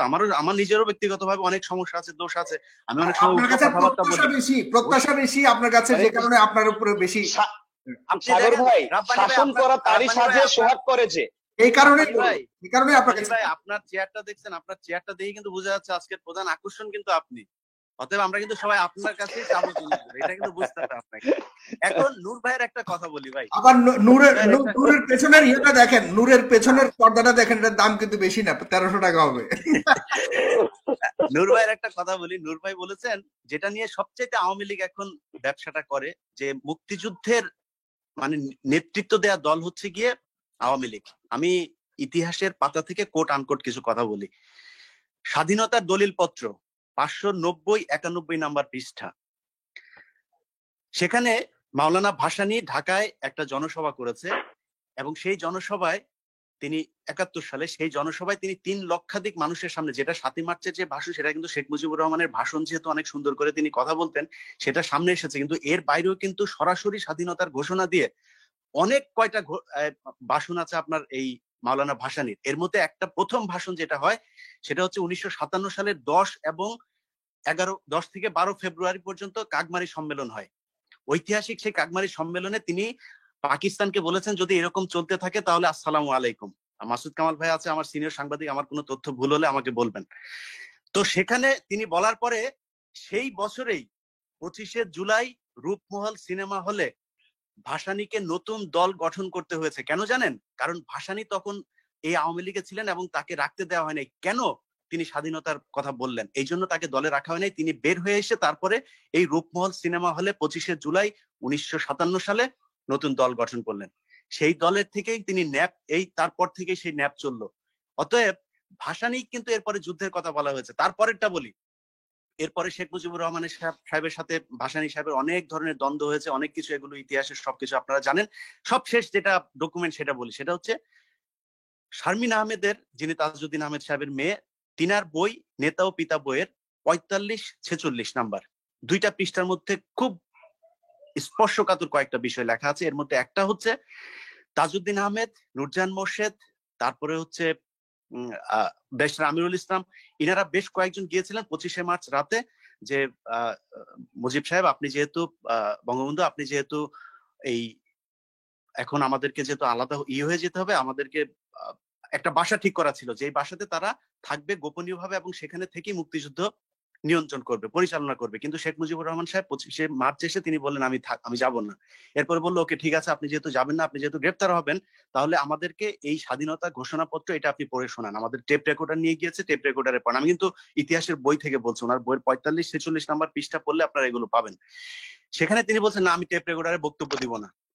তারপরে বললেন যে ঠিক আছে তাহলে এটা একটা সিগনেচার করেন। তিনি বলেছেন আমি সিগনেচার করব না। তিনি বললেন যে তোমরা সবাই যাও, নাকে তেল দিয়ে ঘুমাও, 27 তারিখে হরতাল। অর্থাৎ যে 26 তারিখে শহীদ প্রেসিডেন্ট জিয়াউর রহমানের ভাষণের পরে যুদ্ধ শুরু হলো, সেই যুদ্ধটা কিন্তু শুরু হওয়ার কথা ছিল না। অনেকে বলছেন যে উনি ওনার পক্ষে, উনি সেটা ভদ্রতা দেখিয়েছেন, কিন্তু উনি না বললেও পারতেন। 27 তারিখ হচ্ছে হরতাল ছিল শেখ মুজিবের ঘোষণা অনুযায়ী। অতএব এই স্বাধীনতার নেতৃত্ব দেওয়া নিয়ে অনেক ধরনের প্রশ্ন আছে। সেই বইয়ের 196 নাম্বার পৃষ্ঠায় ব্যারিস্টার আমিনুল ইসলামের একটা সাক্ষাৎকার ছাপা হয়েছে। সেখানে তিনি বলছেন যে শেখ মুজিব সরাসরি, আমি কোট আনকোট পড়ছি এই লাইনটা, শেখ মুজিব সরাসরি মুক্তিযুদ্ধের সাথে কোনো লিঙ্ক রাখতে চাননি। উনি হয়তো একটি নেগোসিয়েশন চাচ্ছিলেন। শেখ মুজিব জানতেন তাকে হত্যা করা হবে না, সেজন্য তিনি গ্রেপ্তার হয়েছিলেন। কোট আনকোট বললাম রাব্বানী ভাই, আমি কিন্তু আমার লেখা বই পড়ছি না, তাজউদ্দিন আহমেদ সাহেবের মেয়ে শারমিন আহমেদের বইতে পড়ছি। সব শেষ, আমি ওই যে আমার সেই দর্শকের বক্তব্যের প্রশ্নটা উত্তর দিতে চাই যে কুষ্টিয়াতে যে ভাস্কর্য ভাঙা হয়েছে, আর যে সেই কুষ্টিয়া জেলার এসপি যে বক্তব্য দিয়েছে সেটা নিয়ে ওনার একটা আক্ষেপ ছিল। ভাই, কুষ্টিয়া জেলার যারা এখন এই যে এই বয়সের যারা এসপি, তারা সবাই কিন্তু ছাত্রলীগ থেকেই গিয়েছে। তো এই ব্যক্তি সেখানে যে আছেন খুব নিজেদের লোক, সেটা কিন্তু সরকার আগে থেকেই জানতো বলেই সেখানে শেখ মুজিবুর রহমানের ভাস্কর্যটা ভাঙা হয়েছে। শেখ মুজিবের ভাস্কর্য যে কোনো মাদ্রাসা ছাত্র ভাঙে নাই, সেটার প্রমাণ হচ্ছে ওই ভাস্কর্য যারা ভাঙতে যাচ্ছিল তাদের পেছনে পেছনে সিসি ক্যামেরা হাঁটছিল। এটাই হচ্ছে সবচেয়ে বড় প্রমাণ। এই পৃথিবীতে এখন পর্যন্ত এরকম সিসি ক্যামেরা আমি দেখি নাই যে যারা ভাঙতে যাচ্ছে তাদের বাড়ি থেকে শুরু করে ফলো করে একেবারে ভাঙা পর্যন্ত ফলো করেছে, এবং সুন্দর করে কোনো দিকে তাকায় না। হাতুড়িও সেই জায়গায় রেডি ছিল, হাতুড়ি দিয়ে। তো এখন হাতুড়ি কাদের জাতীয় প্রতীক সেটা তো আমরা জানি। অতএব এটা নিয়ে তো কথা বলার কিছু নেই ভাই। যাই হোক রাব্বানী ভাই, আমার কথা শেষ হলে আমি নুরুল হক নুরুর কাছে যাচ্ছি। এবার রাব্বানী ভাই, আচ্ছা আমি কিন্তু আর বলবো না, আমি আলিয়াস ভাই বলছি যে রাব্বানী ভাই আপনি কি আমি কিছু বলবো না, ভালো হতো নুরুল হক নুরের 1-2 মিনিট কথা শুনে আপনাকে আমি শেষ করতে দিব আজকে। আপনি সবার প্রশ্ন উত্তরটা দিয়ে, সবাই তো আপনার উপরে ইয়ে হচ্ছে, আমি আছি আপনার সাথে, নো প্রবলেম। নুরুল হক নুর কিছু বলতে এরপরে ইয়ে নূর সাহেব তো বলেছেন শেষ, এটাই তো শেষ পার্ট নাকি? শেষ, একদম শেষ। হ্যাঁ তাহলে ওইভাবেই বলে ফেলেছি। এখন মোট কথা হচ্ছে এতক্ষণ আমরা অনেক বিতর্ক করলাম। এটা রাব্বানী ভাই জিএস ডাকসুর তিনিও স্বীকার করেছেন ছাত্রলীগের মধ্যেও খুন খারাপি, মারামারি, কাটাকাটি, চাঁদাবাজি, টেন্ডারবাজি কম বেশি আছে। আওয়ামী লীগ যা করছে এটাও ঠিক না, তিনি স্বীকার করছেন। এবং একজন সুস্থ মানুষের পক্ষে, বিবেকবান মানুষের পক্ষে এটা অস্বীকার করা হয়নি। ঠিক সেম ঘটনা বিএনপিতে আছে। তবে এটা ঠিক যে আওয়ামী লীগ ইতিহাসের সমস্ত জঘন্যতাকে, বর্বরতাকে, নেতৃত্ব নিয়েও কিন্তু একটা প্রশ্ন তারা একটানা আপনার দলে একক নেতৃত্ব দিচ্ছেন, সেটাও বা কিভাবে ভবিষ্যতে কি সেটাও যেটা বলছেন যে সেটা আওয়ামী লীগের এই মানে হচ্ছে নির্লজ্জতা, বর্বরতা, এবং মানুষের উপরে জুলুম নির্যাতন, এটা ইতিহাসকে ছাড়িয়ে গেছে। যেহেতু এরশাদ সবচেয়ে মানে লং টার্ম ক্ষমতায় ছিল, সামরিক শাসক, সেও এত দীর্ঘমেয়াদে ক্ষমতা থাকেনি যেটা আওয়ামী লীগ এখন আছে। কিন্তু ক্ষমতায় থাকার জন্য তারা এগুলো করছে। এবং আজকের একটা জিনিস আমি আমার ডাকসুর জিএস তাকে আমি, সে যাই বলুক, তার ওই কথাটার জন্য ধন্যবাদ জানাই যে মানুষ যখন নিজের পাপ উপলব্ধি করতে পারে যে আমার যখন ক্ষমতার দাপট ছিল আমি এই পাপটা করেছি। তিনি সাকা চৌধুরীর কবরের ধরেন ওইটা ভাঙচুর করেছেন, তিনি কিন্তু দুঃখ প্রকাশ করেছেন যে না, মরার পরে আর আসলে তার বিষয়ে কিছু তখন না, এটা তখনই করেছি। ইসলামিক মূল্যবোধে যেটা একজন মানুষ শত অপরাধ করলো, মরার খবর শুনলে বলে আল্লাহ তাকে মাফ করুক, বেস্ত নসিব করুক। সুতরাং আজকের যে আমি বলবো যারা বঙ্গবন্ধু শেখ মুজিবুর রহমানের মতো বঙ্গবন্ধু শেখ মুজিবুর রহমান এবং জিয়াউর রহমান একজন মুক্তিযুদ্ধের সেক্টর কমান্ডার, স্বাধীনতা আন্দোলন সংগ্রামের একজন অন্যতম নেতা, তাদেরকে যে নোংরা বিতর্ক করে এই মানুষগুলো কোন মস্তিষ্কে আমি জানি না। কারণ কেউ বলে জিয়া পাকিস্তানের এজেন্ট ছিল, আবার বঙ্গবন্ধুকে পাকিস্তানের এজেন্ট বানায়। কতটুকু বিকৃত মস্তিষ্কের মানুষ হলে এইভাবে কথাগুলো বলতে পারে। আমি এখানে ইলিয়াস ভাই অনেক ব্যাখ্যা বিশ্লেষণ করেছে, তার কথা ধরে একটা কথা বলতে চাই। আমি কোটা সংস্কার আন্দোলন একটা নেতৃত্ব দিয়েছিলাম, আমার একটা ছোট্ট এক্সপিরিয়েন্স আছে, আমি একটু আপনাদের সাথে শেয়ার করতে চাই। 2 মিনিটের বেশি হলে একটু নিন, এটা জাস্ট একটা ঘটনা বোঝার জন্য। যে আমরা যখন সচিবালয়ে গেলাম, কাদের সাহেব ফোন দিল আমাদেরকে আলোচনার জন্য, তখন অনেকে বললো না ওখানে যাওয়া যাবে না, ওখানে যে তোমাদেরকে হুমকি দামকি দিবে, তারপরে আন্দোলনই হবে না, তার চেয়ে তোমরা বলো আজকেই প্রজ্ঞাপন জারি করতে হবে। তো আমরা একটা জিনিস চিন্তা করলাম যে দেখেন আমাদের উদ্দেশ্যটা ছিল কোটা সংস্কার আন্দোলন করা, কাজে সরকার যেহেতু আমাদের প্রতি পজিটিভ থেকে আমাদের সাথে আলোচনা করতে চায়, যে দেখি না কি হয়, তো সেই ভরসা থেকে আমরা গিয়েছিলাম। সেখানে যাওয়ার পরে আমাদের নেতৃত্বের একটা অংশ আমাদের প্রতি বিক্ষুব্ধ হয়েছিল যে তোমরা কি জন্য 1 মাস সময় নিলাম। দেখেন আমরা কিন্তু ভালো উদ্দেশ্যে আপনার সময় নিয়েছিলাম যে না, যেহেতু সরকার বলেছে এটা বিচার বিশ্লেষণ করে 1 মাস পরে তারা প্রজ্ঞাপন দিবে, আমাদের দাবি মেনে নেবে, আমরা ভালো চিন্তা ভাবনা থেকে। কিন্তু তারা যে আমাদের সাথে এভাবে গেম খেলবে, নোংরা রাজনীতি করবে, যে আমাদের দাবি না মেনে পরবর্তীতে আন্দোলন করলে আপনার লাঠি পেটা করবে এবং আন্দোলনের হাইপটাকে নষ্ট করা, এটা তো আমরা বুঝতে পারিনি, কারণ আমরা তো এত ম্যাচিউর সময় হয়নি। তো সেটা সরকার নষ্ট করেছে। তো তাহলে দেখেন এখন দুইটা পক্ষ, আমরা সচিবালয়ে গেলাম কারণ আমরা সরকারের সাথে সংঘর্ষ চাইনি, আমাদের জায়গা থেকে আমরা ঠিক, আবার ছাত্র নেতাদের যে অংশটা বিরোধিতা করেছিল তারাও কিন্তু তাদের জায়গা থেকে ঠিক। কাজে আমার মনে হয় এই বক্তব্যটা বিভিন্ন জায়গায় আসে, তো এই কারণে আমার একজন সচেতন মানুষ হিসেবে আমার কাছে মনে হয় বঙ্গবন্ধুকে ঠিক অনেক নেতৃবৃন্দ ধরেন বলতে চেয়েছিলেন যে আপনি আজকে স্বাধীনতার ঘোষণা দেন, আপনি লিখিত দেন। আমার মনে হয় হয়তো উনি কোনো দূরদর্শিতা থেকে আসলে উনি এটা বোঝাতে হয়তো উনি করতে চেয়েছিলেন যে টাইম অনুযায়ী লিডার টাইম অনুযায়ী ডিসিশন নেবে, প্রেক্ষাপট অনুযায়ী ডিসিশন নেবে, কাজে সেজন্য হয়তো তিনি কালক্ষেপণ করতে পারে, সেটাকে আমরা এভাবে দেখতে পারি।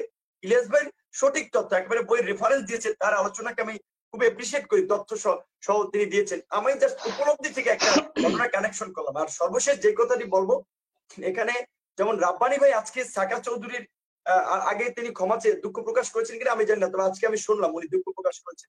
ঠিক একইভাবে আমি আপনাদেরকে এই প্রোগ্রামের মাধ্যমে জানি আমাদেরকে যারা কোটা সংস্কার আন্দোলনে হামলা মামলা করেছিল, ছাত্রলীগের যেই নেতা কর্মীরা, তারাও আমাদের কাছে ক্ষমা চেয়েছিল যে ভাই আমরা আসলে অন্যায় করেছি, তোদের সাথে জুলুম করেছি, তোরা মাফ করে দিস ভাই, তোরা যা করতেছিস এইটাই ঠিক।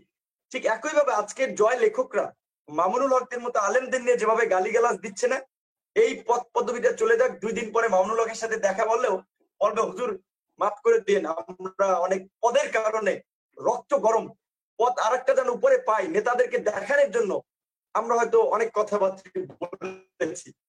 কারণ হচ্ছে মানুষ যখন ক্ষমতায় থাকে অন্ধ হয়ে যায়, মোহে অন্ধ হয়ে যায়।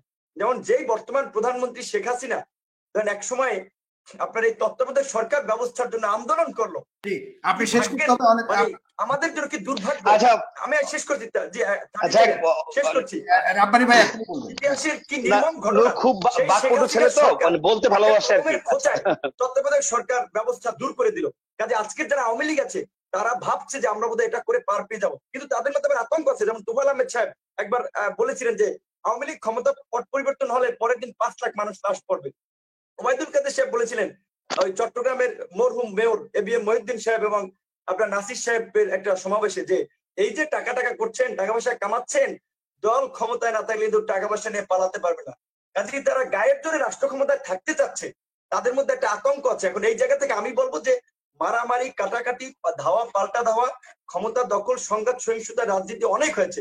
আসেন মুক্তিযুদ্ধের 50 বছরের এই বিজয়ের সুবর্ণ জয়ন্তীতে আমি আমার জায়গা থেকে, রাব্বানির জায়গা থেকে, আপনি সাংবাদিক আপনার জায়গা থেকে, মাকসুদ কমবার জায়গা থেকে, ইলিয়াস ভাইয়ের জায়গা থেকে আমাদের একটাই শপথ যে বাংলাদেশকে একটা গণতান্ত্রিক রাষ্ট্র বানাবো এবং এই দেশের গণতন্ত্রকে প্রাতিষ্ঠানিক রূপ দেওয়ার জন্য যেই সমস্ত বিষয়গুলো প্রয়োজন, যেমন আমাদের একটা স্বাধীন ও নিরপেক্ষ বিচার বিভাগ গঠন করতে হবে, নির্বাচনকালীন সরকারের একটা স্থায়ী সমাধান দরকার যেটা ভারতে রয়েছে।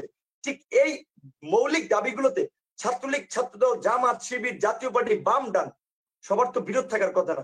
কাজে এই একটা দাবিতে আমরা ঐক্যবদ্ধ এবং এই স্বৈরতন্ত্রের অবসান। দলের প্রধান কে হবে আপনার থেকে কিছু শুরু করতে শুনেন না সাগর ভাই, আমার ওই কথাটা মনে পড়লো যে এই যেরকম গণতন্ত্র কথা বলছে তখন আপনি শেষ করেন, আমার কথা শেষ করতে দেন। আপনার কথায় মন খুলে বলেন, আমি আর বলবো এক সেকেন্ড তুমি তো গালি দিল যাবেন, আমি শেষ করছি। যেটা না সাগর ভাই এই অনুষ্ঠান আমরা শেষ করছি ভাই, আমার দল এখনই শেষ করে দিচ্ছি, রাব্বানি ভাইয়ের কথা শুনে শেষ করব। আর দর্শক আপনারা অবশ্যই আপনাদের টাইম শেয়ার করুন এবং শেষ করছি সাগর ভাই, আমার কথা শেষ করছি। আপনি যেটা জানতে চেয়েছেন, আমি ছাত্র অধিকার পরিষদ করি, সেই অধিকার পরিষদের আমি 3 নম্বর যুগ্ম আহ্বায়ক ছিল হাসান আল মামুন, 1 নম্বর যুগ্ম আহ্বায়ক রাশেদ খান, 2 নম্বর যুগ্ম আহ্বায়ক ছিলেন ফারুক হাসান, আমি কিন্তু 3 নম্বর যুগ্ম আহ্বায়ক। আমি আমার যোগ্যতা, লিডারশিপ, দক্ষতা, আমি ডাকসুর ভিপি হওয়ার পরে আমার একটা অন্যরকম পরিচিত হয়েছে। ঠিক দল গঠন এখন আমাকে মানুষ কথাবার্তা ভালো বলতে পারি, এই কারণে মানুষ একটু চেনে জানে বেশি, মিডিয়াতে আসি। কিন্তু দলের প্রধান, সংগঠনের লিডার কিন্তু আমি না। আমার যুব অধিকার পরিষদের নেতা আছে, তিনি আমারও সিনিয়র, ঢাকা বিশ্ববিদ্যালয়ের গণিতে 2005-6 সেশনে, 4-5 সেশনের সম্ভবত 7-8 সেশনের মাস্টার্স সেশনের ছাত্র ছিলেন। কাজে এই প্ল্যাটফর্ম গুলো কিন্তু স্বাধীনভাবে পরিচালিত হচ্ছে এবং রাজনৈতিক দল গঠন হয় না। সুতরাং গঠন হলে ধন্যবাদ নুরুল হক। ঠিক আছে, আপনি বলবেন। এই সাগর ভাই, হ্যাঁ আমি ওইটাই বললাম যে যে অভিযোগটা কথা বলছে সেটা তো আসলে মানে নূর সাহেবের নিজের লোকই বলেছে, আমরা বাইরের কথা তো বলি নাই। তো এটা নিয়ে আমি কথা বলবো না। আর তিনি কোটা আন্দোলনের কথা বলে অনেক কথা বললেন।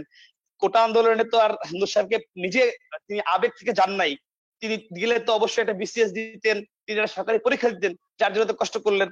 তাকে পাঠানো হয়েছিল ওই সময় ছাত্রলীগেরই একটা অংশ সম্মেলন পেছানোর জন্য, তাকে প্রথমে 12,000 টাকা দিয়ে নূর সাহেবকে পাঠিয়েছিলেন আন্দোলনের একটা দখল নেয়ার জন্য, যেমন করে ইমরানের সরকারকে গণজাগরণ মঞ্চে পাঠানো হয়েছিল। শেষ সময় এসে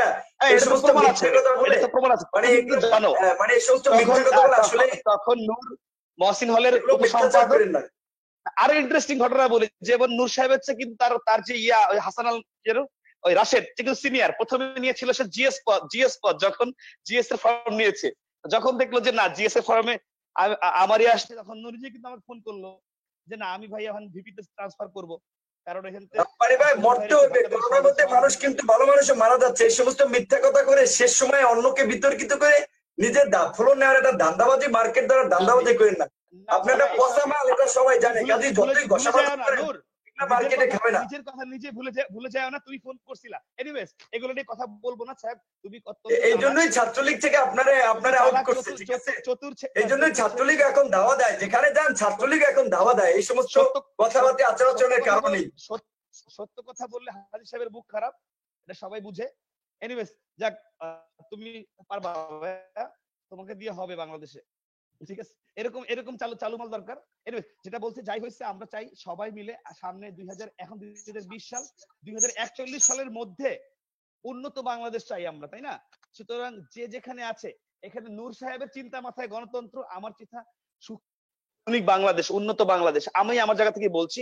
সুতরাং এই জায়গাটায় ইলিয়াস ভাইরা, এই যে নূর সাহেবরা, আমাদের মাসুদ কামাল ভাইরা আছেন, সবাই সবার জায়গা থেকে আসেন, একসঙ্গে মানুষের জন্য কাজ করি। আমি রাজনীতি বলতে ভাই সিম্পল বুঝি, মানুষের সেবা করা, অন্যায়ের প্রতিবাদ করা, এই দুটো জিনিস আমি যখন যেখানে ছিলাম সেখান থেকে আমার সাধ্যমতো করেছি, ইনশাল্লাহ আগামীতে করব। ন্যায়কে ন্যায় বলবো, সাদাকে সাদা, কালোকে কালো বলবো, দিনকে দিন, রাতকে রাত বলবো। সুতরাং এটাতে আমার যাই হোক, আমি বঙ্গবন্ধু আমার স্ট্যান্ডার্ড, আমি তাকেই ফলো করার চেষ্টা করি। সুতরাং এটুকু বললাম। ইলিয়াস ভাই আপনি অনেক পজিটিভ কথা বলছেন, কিন্তু অনেক ক্ষেত্রে পক্ষপাতদুষ্ট হয়ে গেছে, হবে স্বাভাবিক। আপনি একটা আদর্শকে ধারণ করেন, সকল আদর্শ বাইরের কান্ট্রি গুলোতে, ইউএসএ বল, আপনি ইউএসএ আছেন, ইউএসএ ইউকে তে কি হয় যে রিপাবলিক না ডেমোক্রেটিক হোয়াটএভার, দেশের স্বার্থে সবাই এক, দেশের উন্নয়নে জনগণের কল্যাণে সবাই এক। অন্ধের মতো বলে না এটা ভালো না এটা খারাপ, এটা কেউ বলে না। আসলে আমরা ওই প্র্যাকটিসটা শুরু করি, কানাডা যে প্র্যাকটিস ওই প্র্যাকটিস করি, যে ক্ষমতায় আওয়ামী লীগ আছে না বিএনপি আছে কে আছে, যেটা দেশের স্বার্থে আছে সবাই মিলে কাজ করি। তো আমার মনে হয় এখন ইটস জি, আপনাকে শোনা যাচ্ছে না রাব্বানী ভাই, আপনাকে শোনা যাচ্ছে না। জি, অনেক ধন্যবাদ। আপনার লাস্ট কথা আমরা জাস্ট 5টা ওয়ার্ড মনে শুনিনি, তবে হ্যাঁ জি, মাসুদ কামাল ভাই আপনার 1 মিনিট না 30 সেকেন্ডে আপনার থেকে বিদায় নিচ্ছি। ধন্যবাদ আপনাকে। আমি আসলে এই লম্বা আলাপ হলো তো মাসুদ কামাল ভাইয়ের যার সময় যার দিতে মতো হবে। করে- মাসুদ কামাল ভাই আপনার কোনো সময় নেই, আপনি বলেন, আপনি যতক্ষণ কষ্ট করে ঠিক আছে, আপনি না না না না না, আমি আসলে শুনতেছিলাম। বলার নেই। আমি আপনি একটু শাসন করেন। একটা জিনিস হলো কি, আমি বলি, আমি শেষ করে দিচ্ছি আমার বক্তব্য, বেশি লম্বা সময় নিব না, কারণ আমি নিজেও টায়ার্ড। আর বেশি বললেও কিন্তু কোনো লাভ নেই এই কারণে কে কত বেশি সময় বললো তার উপরে কিন্তু তার কথার গুরুত্বটা নির্ভর করে না। এটা 1 নম্বর কথা। 2 নম্বর কথা হলো যে আসলে কথাটা কতটা কার্যকর সেটা হলো ইম্পর্টেন্ট। এটা হলো দেখেন আমরা এখানে 4 জন আছি, আপনি আছেন উপস্থাপক 5 জন, আর তাছাড়া আপনারা হিসাব দিলেন, আমি অত দেখিনি যে কয়েক হাজার লোক শুনতেছে। তারা কিন্তু শোনার সময় স্টপ ওয়াচ নিয়ে বসে না প্রায় যে কে 18,000 বেশি বললো। এই না, মুহূর্তে 18,000 মানুষ। ওরা কিন্তু সবার হাতে স্টপ ওয়াচ নাই, ওরা কিন্তু এভাবে হিসাব করে না যে কে টানা কত বেশি বললো অথবা কে অন্যকে বলতে না দিল তার উপর মার্কিং করে তার হাতে একটা পদক ধরিয়ে দিবে। এটা কিন্তু হয় না। তারা ওই 2-3 কথাকে গুরুত্ব দেয় যে কথাটা কার্যকর কিনা। আর আমাদের একটা সমস্যা আছে, বাংলাদেশের মানুষের একটা সমস্যা আছে, এটা হলো কি আমরা না হাততালিতে বিভ্রান্ত হই। বিভ্রান্ত হই কিভাবে? যেমন 24,000 লোক দেখতেছে, আমি বিরাট খুশি, আমাদের 24,000 লোক দেখতেছে, কিন্তু এটা কিন্তু কোনো আসলে না, আপনার ব্যারোমিটার নয়। হাততালিতে অনেক হাততালি দেওয়ার নেতা বাংলাদেশে আসছে, আবার হারিয়েও গেছে। হাততালিটা ইম্পর্টেন্ট না, ইম্পর্টেন্ট হলো আপনি নিজের বিবেককে প্রশ্ন করেন, আপনি কি বলছেন, তার জন্য বলছেন, দ্যাট ইজ ইম্পর্টেন্ট। আর আরেকটা জিনিস হলো কি, যে আমাদের আরেকটা সমস্যা আছে, ওই বলা হয় একটা প্রবাদ যে বাঙালি না থামতে জানে না। যখন শুরু করে তখন তারা যে গাড়িটা চালায় ওই গাড়িতে ব্রেক নাই, আর সব আছে, ব্রেকটাই সমস্যা। থামলে তো 9 মাস যুদ্ধে তো স্বাধীন হতো না, থামিনি বলেই তো এত শর্ট সময়ের মধ্যে বাংলাদেশের মতো দেশ স্বাধীন হয়েছে, পৃথিবীতে আর কোনো দেশ। এখানে আরেকটা কথা ভুল বললেন, 9 মাসের স্বাধীনতা থামিনি আমরা, থামিয়ে দেওয়া হয়েছে। ঝামেলা ছিল রে ভাই, থামিয়ে দেওয়া হয়েছে। যে আর বেশি দিন যুদ্ধ চললে ঘটনা অন্যরকম হতো। দেখ, এটা অন্য প্রসঙ্গ, আরেকদিন বসেন ওটা নিয়ে আলাপ করবনি। তো এটা হলো অন্য জিনিস। তো আমার মূল বক্তব্য হলো কি, যে আমাদের দরকার হলো সহনশীলতা, আমাদের দরকার হলো পরমতকে শ্রদ্ধা করা, অন্যের মতটাকে শোনা। যেমন নূরের কথা বলি আমি, নূর উনি ভিপি ছিলেন, উনি অবশ্যই জনপ্রিয়তা পেয়েছেন, নাহলে ভিপি হলেন কি করে, ভোটেই তো হয়েছেন। আবার ওনার সঙ্গে আলোচনা হচ্ছে, দল করছেন, উনি একাই সব সিদ্ধান্ত নিচ্ছেন, এগুলো হচ্ছে, কিন্তু হচ্ছে আমাদের দেশের রাজনীতির স্টাইলটা এরকম, আমি যা করব সেটাই ঠিক, তুমি আমার কথা শুনবে না, তুমি বহিষ্কার। এটা তো আমরা হাইপোথিসিসলি বলছি, কিন্তু ওনার দল থেকে কেউ কিন্তু এ পর্যন্ত অভিযোগ করেনি যে উনি আমি তা বলছি না, আমি সেটা বলছি না। আমার কথা হলো কি, যে এই বিষয়গুলো বলছি এই কারণে যে এখান থেকে আমাদের একটা শিক্ষা দিতে হবে। আপনি যখন গণতন্ত্রের কথা বলবেন তখন আপনার নিজের মধ্যে সে গণতান্ত্রিক আচরণটা থাকতে হবে। এবং আমি আশা করি নূর ইয়াং ম্যান, রাব্বানি কেউ ইয়াং, ইলিয়াস দেশে কখনো ফিরবে কিনা আমার সন্দেহ আছে, যদি সরকার পতন হয়ে তাহলে সে ফিরবে। তার হাতে আমি সাংবাদিকতার বিকাশ দেখতে চাই। আমরা তো গন কেস, আমরা বুড়া হয়ে গেছি, আর কয়দিন আছি আর। কিন্তু আমি সবাই চাই যে আমাদের জাতি কিন্তু তাকিয়ে আছে ইয়াংদের দিকে। আমি অবশ্যই বলবো যে আলোচনা করেন, সমালোচনা করেন, নেতৃবৃন্দের ভুল ধরেন, সবার ভুল ধরে আপনারা পিউরিফাইড হন, এবং আপনারা এই ইয়াংদের উপর আমরা তাকিয়ে আছি যে ওনাদের কাছ থেকে আমরা একটা নতুন কিছু পাবো বলে। সবাইকে রিকোয়েস্ট, পরমতকে শ্রদ্ধা করতে শিখুন, তাহলে হয়তো আমরা কিছু পাবো, কিন্তু আমরা পাচ্ছি না এখন। এটাই দুর্ভাগ্য আমাদের। আমাদের যে বর্তমানে যে সমস্ত নেতৃত্ব আছেন তাদের কাছ থেকে আমি এটাই দেখতেছি। যেমন একটু আগে নূর রব্বানি একটা কথা বললেন যে পরমত দেখেন, এত বড় একটা দুর্যোগের মধ্যে আমরা গেলাম। আমি শেষ কথা শেষ করি, এই যে করোনাটা হলো, এত বড় একটা দুর্যোগ হলো, তো পুরো জিনিসটা আওয়ামী লীগ ক্রেডিট দিচ্ছে, আমরা সমাধান করছি। আপনাদের উচিত ছিল একটা সর্বদলীয় সবাইকে নিয়ে একটা কমিটি করা, যে জাতীয় দুর্যোগ আসেন কি করা যায়, সবাইকে ইনভলভ করা। ইনভলভ তো করলেন না, চেষ্টাও করলেন না, কেন? কেন একা একা সব করবেন? একা একা সব করা যায়? সবাইকে নিয়ে করতে হয়, তাই না? সবাইকে নিয়ে করলে তো জাতি বেড়ে ওঠে। এই জাতিটা তো আওয়ামী জাতি না, এই জাতিটা বিএনপির জাতি না, এটা বাঙালি জাতি। হ্যাঁ, বাংলাদেশকে আমরা সবাইকে নিয়ে অগ্রসর হতে হবে। যতক্ষণ পর্যন্ত সবাইকে না নিয়ে অগ্রসর হতে পারবেন ততক্ষণ পর্যন্ত আমাদের উন্নতির কোনো আশা নেই ভাই। জি, অনেক অনেক অনেক ধন্যবাদ জনাব মাসুদ কামাল। এবং আমরা যা দেখলাম আজকে, অনেক আশার বাণী আমরা শুনেছি। আমি কখনো দেখিনি এতটুকু আশার বাণী কোনো সময় কখনো রাজনৈতিক দল থেকে কখনো শুনিনি। যেমন রাব্বানী সাহেব বলেছেন ইলিয়াস সাহেবকে যে আপনি দেশে আসুন, আপনার সব নিরাপত্তা আমি দিব। তার মানে তার যে একটা এই আহ্বানটা আমি পজিটিভলি নিতে চাই। নুরুল হক নূর সাহেব বলেছেন আসেন, আমরা আপনি ভালোভাবে ইয়ে করলে আমার দলও যোগদান করতে পারবেন। উনি হয়তো আসবেন না আসবেন কি। এরপরে গোলাম রাব্বানী সাহেব বলেছেন সবাই একসাথে আসুন, পজিটিভ বাংলাদেশ গড়তে চাই। এই যে ইয়াংদের কাছ থেকে আসার যে একটা আপনি বললেন, আমি তো ইয়াং, আমি তো আপনার মতো মোটামুটি, আপনি ইয়াং আপনার জায়গা। তবে এই যে একটা আশার, এই যে একটা আহ্বানের শুরু হয়েছে, যেটা উনি আজকে শুরু ক্ষমা চেয়েছেন, এই যে ক্ষমা চাওয়ার যে একটা লক্ষণ, এটা একটা মহত্বের শুরু। আমরা যে আপনি যেভাবে আশা করেছেন, সবাই একটা না একটা জায়গায় এসে আসলে রিয়ালাইজ করতে হয়।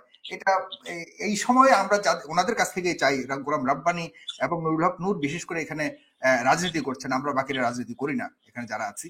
আমরা আপনাদের কাছ থেকে সত্যিকার অর্থেই একটা পজিটিভ বাংলাদেশ আশা করি, এবং সেটা নুরুল হক নূর যেভাবে শুরু করেছেন, আমরা চাই আপনি সবাইকে আহ্বান করুন, আওয়ামী লীগকেও আহ্বান করুন, সবাইকে আহ্বান করুন, একটা নতুন দিগন্তের শুরু হোক। বা আওয়ামী লীগ আহ্বান করলে, বিএনপি আহ্বান করলে আপনারা যান। আর কত, স্বাধীনতার 50 বছরে একটি নতুন বাংলাদেশে নতুন সূর্যোদয় দেখতে চাই, যেটা গোলাম রাব্বানী আহ্বান করেছে। আমরা সবাই চাই। আর গোলাম রাব্বানী আপনাকে বারবার কিন্তু প্রবাসীদের নিয়ে কথা বলছেন, এই প্রবাসীর টাকা কিন্তু বাংলাদেশ চলছে। আপনাকে মনে করতে হবে প্রবাস থেকে যারাই কথা বলে তাদের কথার গুরুত্ব দিতে হবে আপনাকে, মাস্ট। কারণ হলো ওইখানে যারা কথা বলে প্রবাস থেকে, তাদের কথাকে গুরুত্ব না দেওয়াটা কিন্তু কোনোভাবেই মানা যায় না। আপনি আপনার কাছ থেকে আশা করি না। আপনি বলেছেন কয়েকবার যে প্রবাসে বসে তো আর করা বললেই হয়ে যায় না। প্রবাসে বসে যারা কথা বলছে তাদের অবশ্যই আপনার সম্মান দিতে হবে, কারণ প্রবাসীদের টাকা বাংলাদেশ চলে। আজকে এই পর্যন্তই। দর্শক, আপনারা এই পর্যন্ত দীর্ঘক্ষণ অনুষ্ঠানটা দেখেছেন। আমার অনুষ্ঠান যদি ভালো লেগে থাকে, আগামী অনুষ্ঠান দেখার জন্য আমাদের এই পেজ। কিন্তু আমার শেষ কথা বলতে দেন নাই কিন্তু। আপনি বলবেন আর আমার কিন্তু শেষ কথা বলেন। আমার কাছে বলা দরকার ছিল যে ভাই আপনারা দিলাম না, এটা তো বলবেন আপনি। আমার শেষ মিনিট আমি পাইনি। আচ্ছা, ও আপনাকে দেইনি সত্যি কথা না, আপনার থেকে শেষ করে। জি, আমার শেষ কথা, মানে কারণ এতক্ষণ আমি রাব্বানী ভাইকে যা বললাম, রাব্বানী ভাই কিন্তু আমার উপরে হয়তো ক্ষোভ থাকতে পারে, কিন্তু আমি ওনাকে সব শেষ কিছু কথা বলতে চাই। যে প্রথমেই ধন্যবাদ, অবশ্যই ধন্যবাদ দিতে চাই যে রাব্বানী ভাইয়ের মধ্যে যে এই বিবেকটা যে মানে জেগেছে, যে উনি যে কবরে গিয়ে যেই ঘটনাটাই ঘটেছে সেটা করে নাই। কারণ কি জানেন, এই মৃত মানুষকে নিয়ে না রাজনীতি বন্ধ করতে হবে। কারণ আজকে আপনি জিয়াউর রহমানকে নিয়ে করছেন না, এই ইতিহাসে অনেক কিছু আছে। আপনারা যে খালি বলেন না আমি শেখ মুজিবের আদর্শ, আমি জিয়াউর রহমানের আদর্শ, আমি তার আদর্শ, এই আদর্শের মানুষগুলো শেষ দিন যখন মারা গেছে তার আগের নামাজটাও পড়ে নেই। আপনি গ্যারান্টি দিতে পারবেন সে আগের দিন ঈশা নামাজ পড়েছিল, তার আগের দিন মাগরিব নামাজ পড়েছিল। আপনি একজন মুসলমান হিসেবে আপনার আদর্শ হওয়ার কথা কি? আপনি সেই আদর্শ না হয়ে তারপরে এই আদর্শে যাচ্ছেন, যান, কোনো সমস্যা নেই। কিন্তু আপনার কি বলে, সাথে থাকলেই আপনি ওই যে নুরু ভাই বললো যে সঙ্গী, আর সাথে না থাকলেই জঙ্গি, এই জিনিসগুলো থেকে সরে আসতে হবে। আমরা কথা বলছি এই জন্য আমরা রাজাকার হয়ে গেছি। লাইভের মধ্যে আমার দর্শক আপনার কমেন্ট করছিল যে তুই তো রাজাকার। তো আমি বলেছি যে ভাই ঠিক আছে আমি রাজাকার, আমার বাপ রাজাকার ছিল, যা আমার বাপ রাজাকার, তুই মনে কর যে তোদের মানে রাজাকারদের কাজ কি ছিল সেই কথাটাই বলেছি, যে তোদের মাদেরকে ওই পাকিস্তান ক্যাম্পে নিয়ে যেত, সেখানেই তোদের হয়েছে। এখন কথা আপনাকে একটা স্বীকার করতে হবে, যদি আপনি আমাকে রাজাকার মনে করেন, আমি রাজাকার, তাহলে আমি কি করেছি 71-এ? তাহলে 71-এ আমি যেটা করেছি যে আমি তাহলে মানুষের ওই যে রাজাকাররা যেটা করেছে তাদের মাদেরকে দিয়ে এসেছি, তাহলে তাদের ঘরে হয়েছে কারা? তাদের ঘরে হয়েছে আজকে যারা মুক্তিযুদ্ধের সপক্ষের শক্তি, তারা।